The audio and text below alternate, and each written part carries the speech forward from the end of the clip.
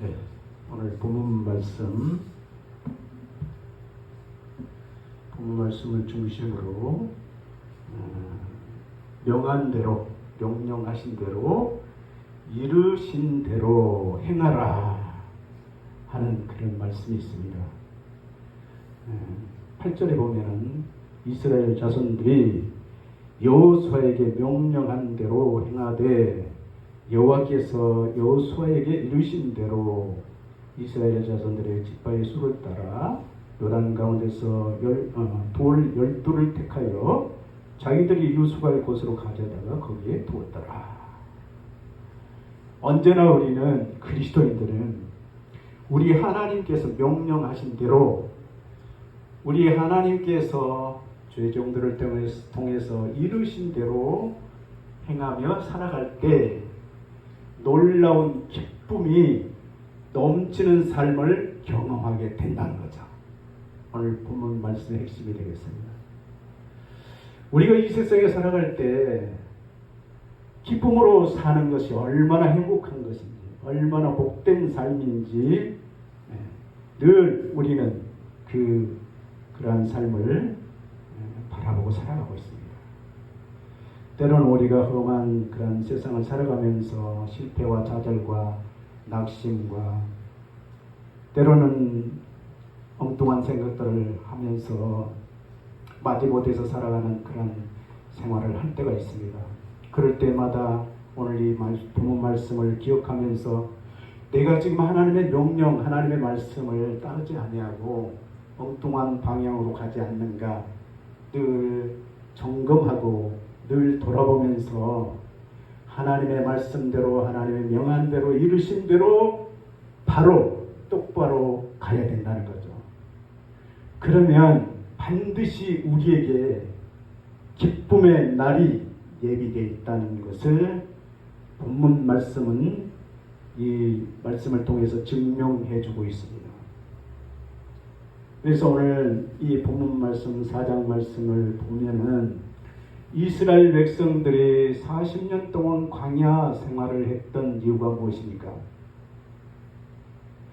광야에서 삶은 참으로 생명이 없는 땅이었잖아요. 그런 곳에서 40년 동안 살면서 기대했던 것이 뭐냐 이거죠.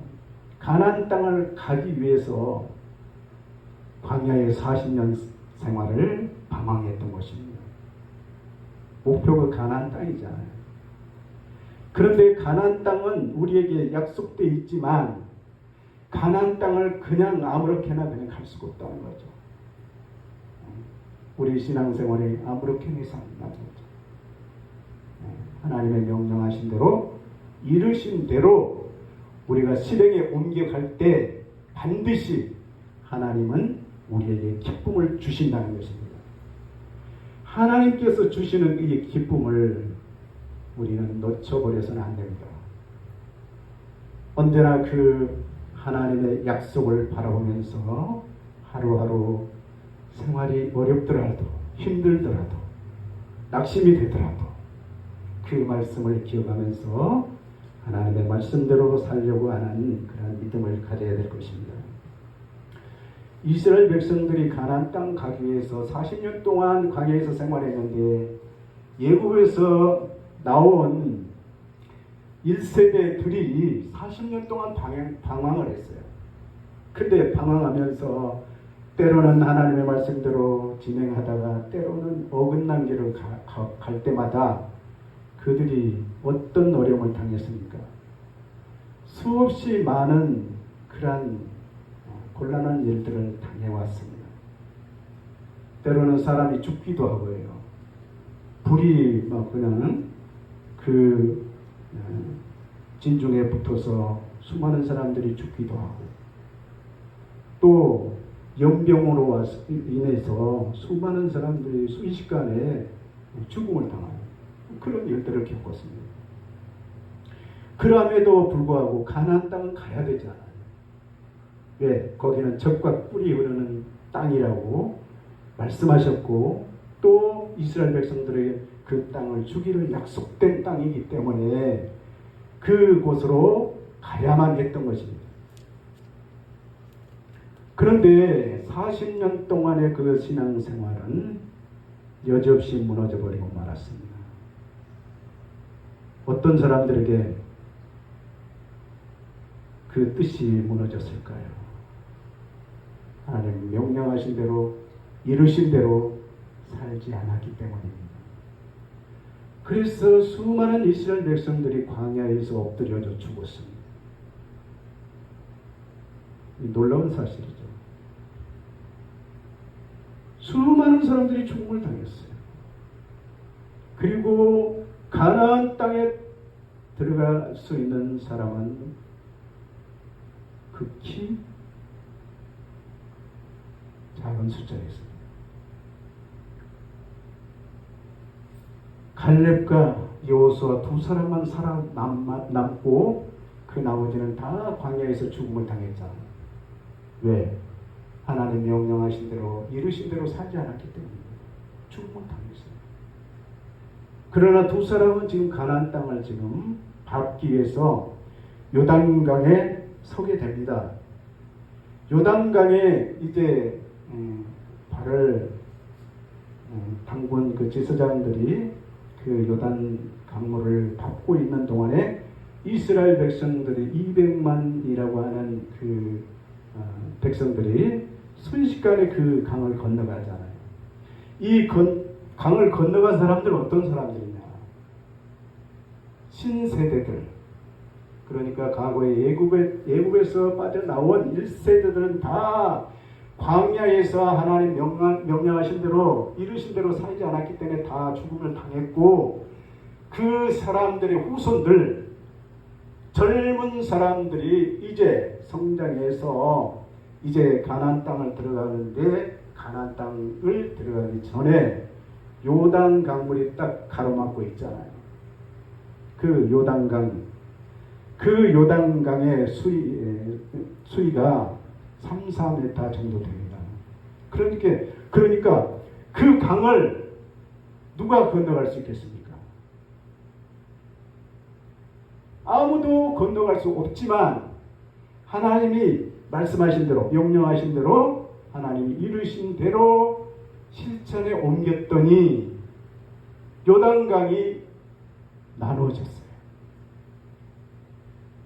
모세의 그 홍해 바다처럼 순식간에 강물이 중단됐다는 거죠. 양쪽으로 쫙 나눠졌어요. 그래서 제사장들이 그 강물을 밟고 있는 동안에 이스라엘 백성들이 한 200만이나 되는 이스라엘 백성들이 순식간에 그 강을 건너게 되었다는 얘기입니다. 이 강을 건넌 사람들이 누구냐? 2세대들, 그러니까 출애굽의 그 1세대들이 아닌 2세대들이 건너가게 됐는데, 이 강을 건너가는 그런 모습을 본문 말씀에서 설명하고 있습니다. 어떻게 건너가느냐? 하나님께서 명령하신 대로 이스라엘의 그 제사장들이 법궤를 메고 요단 강에 발을 밟고 있는 동안, 밟는 순간 그 요단 강물이 나누어졌다는 거죠. 이스라엘 백성들이 쉽게 건너갈 수 있도록, 충분하도록 나누어져서 메마른 땅이 되었다는 것입니다. 그럴 수 있을까요?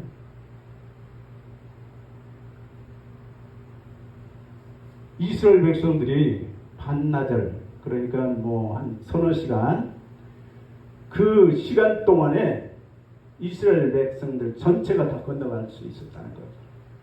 이 사건은 하나님의 그 기적 중에 기적인 것이죠. 어떻게 그럴 수 있느냐 이거죠. 그런데 하나님의 명령대로 이루신 대로 우리가 살게 되면 이와 같이 그 어떤 것도 지나갈 수 있다는 거죠. 불과 같은 시험이 와도 그 어떤 것도 무너뜨릴 수 있다는 거죠. 우리 힘이 아닌 우리 하나님의 능력으로 그럴 수 있다는 거죠. 그래서 우리가 하나님을 믿는 거예요. 열심을 다해서 하나님을 의지하고 하나님만을 바라보면서 우리가 일평생 살아가잖아요. 요단강을 건너기 위해서. 거기에는 적과 뿔이 흐르는 천국이기 때문에 그 천국을 향해서 우리는 가야 되는 사람들이라는 거죠. 그런데 제사장들이 그 발을 담그는 순간 요단강물이 나누어져서 이스라엘 백성들이 그 강을 지나가게 되죠.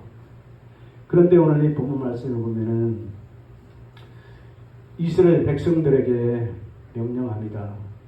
강물이 이제 나눠져서 메마른 상태에 있을 때 이스라엘 백성들 12지파들의 그 대표를 한 사람씩 뽑아라.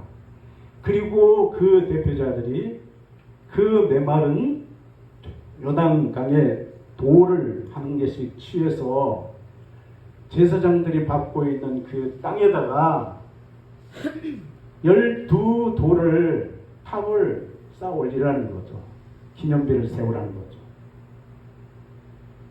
그렇게 해서 이스라엘 백성들이 12돌을 취해서 기념비를 세웠다는 얘기입니다. 어디에? 제사장들이 밟고 있는 그 앞에다가 세웠어요. 그리고 그 다음에 계속해서 똑같은 말씀이 나옵니다.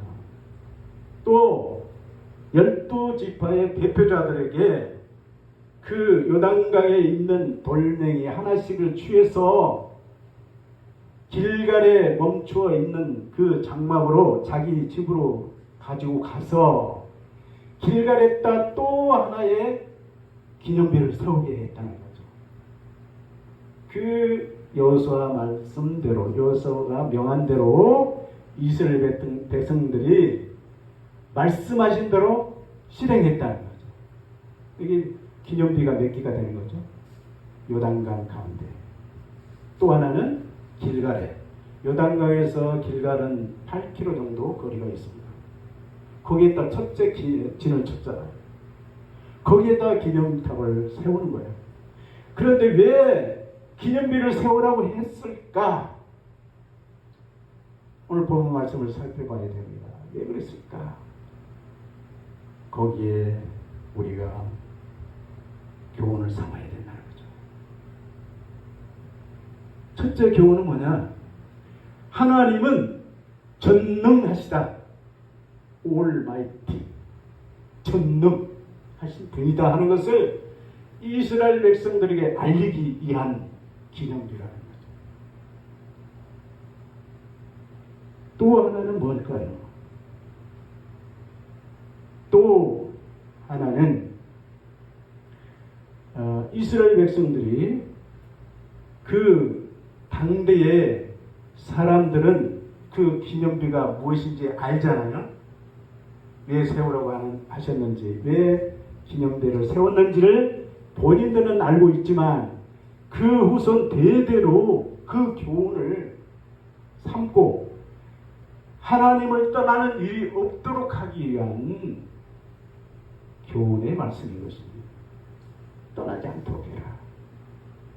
너희 자녀들이. 그러니까 그 당대에 돌탑을 세웠던 그 현장에 있던 사람들은 다 이제 나이가 돼서 다 죽잖아요.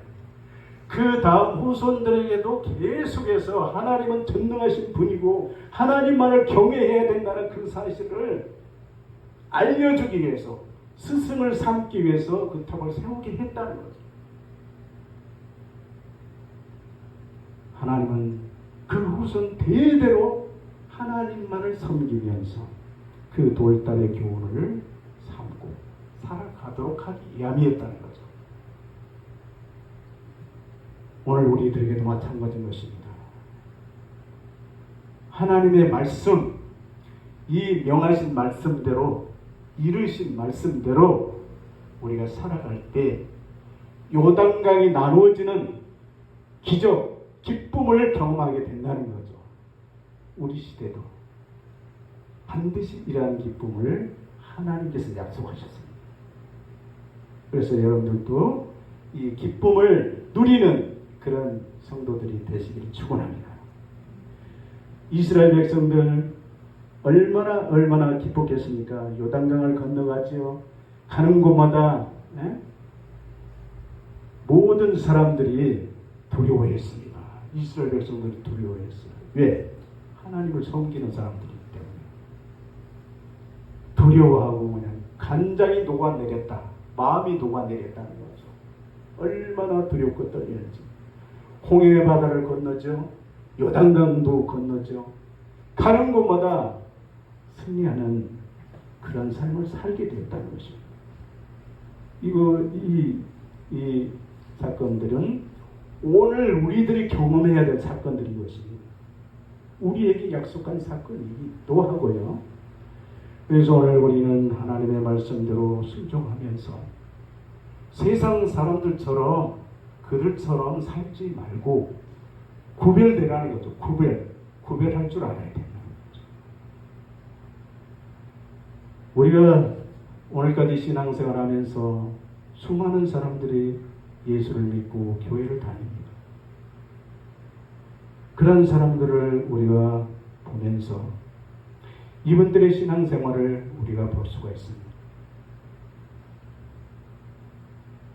우리가 이 시대에 신앙생활하는 사람들을 보면 대부분 표적 신앙을 가지고 있습니다.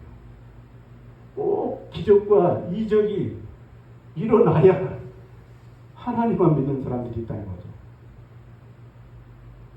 이적만 바라보고 신앙생활하는 사람들이 있다는 거죠.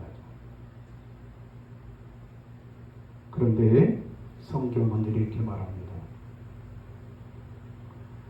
표면적 이스라엘이 아니라 이면적 이스라엘이 이스라엘인이라고 이렇게 말하고 있습니다. 이것은 무슨 말씀입니까? 표면적 크리스찬들, 교회 역시 다녀요. 열심히 다니고, 또 봉사도 할 줄 알고. 그렇지만 그것이 신앙생활의 전부가 아니라는 거죠. 이면적, 내적인 신앙이 없다는 거죠. 이스라엘 백성 수많은 이스라엘 역사 가운데 이스라엘 백성들이 망하는 이유가 어디 있습니까? 하나님의 말씀을 받은 백성들이잖아요. 하나님을 또 섬기는 사람들이잖아요. 그런데 왜 망하느냐 이거죠. 반면에 이방 사람들 가운데는 하나님이 가장 기뻐하시는 그런 신앙인들이 있었어요. 그 대표적인 사람이 누굽니까? 라합이라고 하는 여인이잖아요. 라합. 출신이 뭐예요? 희생 출신이에요. 그런데도 하나님이 두렵고 하나님이 너무너무 두렵고 놀라워서 그 어떤 위험에도 불구하고 하나님을 바라보면서 하나님을 섬기겠다고 우리 고백하잖아요. 아니 율법을 받은 것도 아니고 설교를 들었던 사람도 아니고 교회를 다녔던 사람이 아닌데 어떻게 이방인들 가운데 이렇게 훌륭한 신앙인들이 있냐 이거죠. 그것은 바로 이면적 믿음이 있어야만이 구원을 받는다는 사실을 증명해주고 있다는 사실입니다. 그래서 이 기념비적인 교훈을 증표 삼기 위해서 이렇게 돌탑을 세웠는데 그 존재는 뭐냐? 그 자체로서 돌탑 그 자체로서 그 후예들에게 가르칠 수 있는 스승 역할을 하는 역사적인 교훈을 주기 위해서였습니다. 그러니까 여호수아 시대에는 이스라엘 백성들이 하나님 말씀대로 살았어요. 철저하게 하나님의 말씀대로 의지하고 살았는데 여호수아가 죽은 다음에 여호수아가 110세에 죽었습니다. 죽음을 맞이했습니다. 그런데 110세 여호수아가 사는 동안에는 하나님 말씀대로 철저하게 살았는데 그 후대에 가서 문제가 생기는 것입니다. 그 시대가 어떤 시대입니까? 사사시대라고 말합니다. 사사시대. 여호수아 그 다음에 사사기가 있죠. 이 사자 시대에는 이스라엘 백성들이 하나님의 말씀대로 사는 것이 아니라 반대로 살아갔어요. 그래서 사사기를 열 때마다 이런 말씀이 있어요. 이스라엘 자손이 여호와의 목전에 악을 행하여 자기들의 하나님 여호와를 잊어버리고 바알과 아세라들을 섬긴지라. 아니, 사사기 장마다, 매 장마다 여호와 앞에 악을 행했다는 것입니다. 이스라엘 백성들이 하나님의 말씀대로 살아가도록 그들에게 기쁨을 주기 위해서 기념탑을 세웠는데, 이 기념탑의 교훈을 잃어버린 그 후세들은 어떤 생활을 했을까요? 또 역시 고난을 당하고 죽음을 당할 수밖에 없습니다. 이 기념탑 두 개를 세웠잖아요. 기념비를 세웠는데 이 기념비의 교훈은 그 시대의 사람들만 그 기념비의 교훈대로 살았어요. 그런데 여호수아가 죽은 다음에 이제 많은 사람들이 여호와 앞에서 악을 행하게 됐다는 것입니다. 하나님을 떠나갔어요.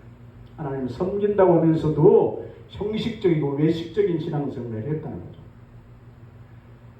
그 부분을 어디서 볼 수 있냐면 사사기 3장에서 교훈을 또 삼을 수 있습니다. 한번 성경을 한번 찾아보겠습니다. 사사기, 여호수아 다음에 사사기 있는데 364쪽 364쪽 사사기 3장 말씀입니다.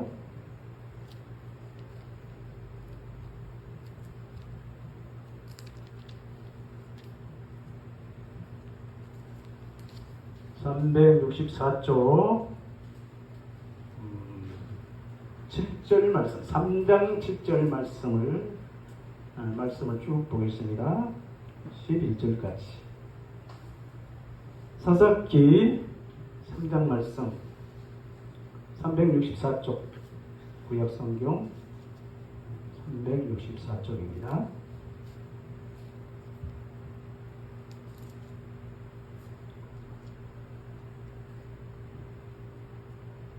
(3장) 7절부터 11절까지 보겠습니다. 교독하겠습니다. 이스라엘 자손이 여호와의 목전에 악을 행하여 자기들의 하나님 여호와를 잊어버리고 바울과 아세라들을 섬긴지라.